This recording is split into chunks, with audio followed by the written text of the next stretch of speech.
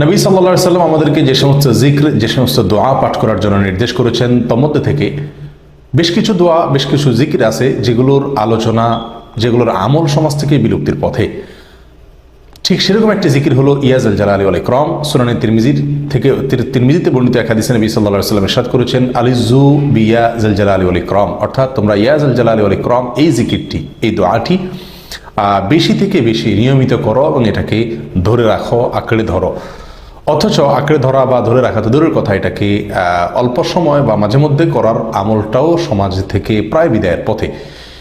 আল্লাহ সুবহানাহু ওয়া তাআলার গুণবাচক নামের অন্যতম একটি নাম হলো ইয়া যাল জালালি ওয়াল ইকরাম, যার অর্থ হলো হে জালাল, অর্থাৎ সৌন্দর্য, পূর্ণতা এর মালিক, বড়ত্বের অধিকারী, ওয়াল ইকরাম অর্থাৎ হে দাতা, হে মহান দানশীল, হে মুক্ত হস্তে এবং উদার হস্তে দানকারী।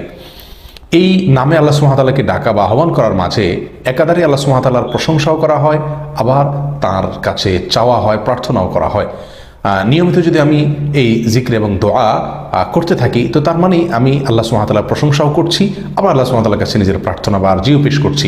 আসুন সমাজ থেকে বিদায় হয়ে যাওয়া, বিলুপ্ত হয়ে যাওয়া এই আমলটিকে পুনরায় জিন্দা করার চেষ্টা করি এবং সকালে, বিকালে, সন্ধ্যায়, শোয়ার সময়, ওঠার সময়, যখন সুযোগ হয় এই জিকিরটি বেশি বেশি করি, ইয়া যাল জালালি ওয়াল ইকরাম।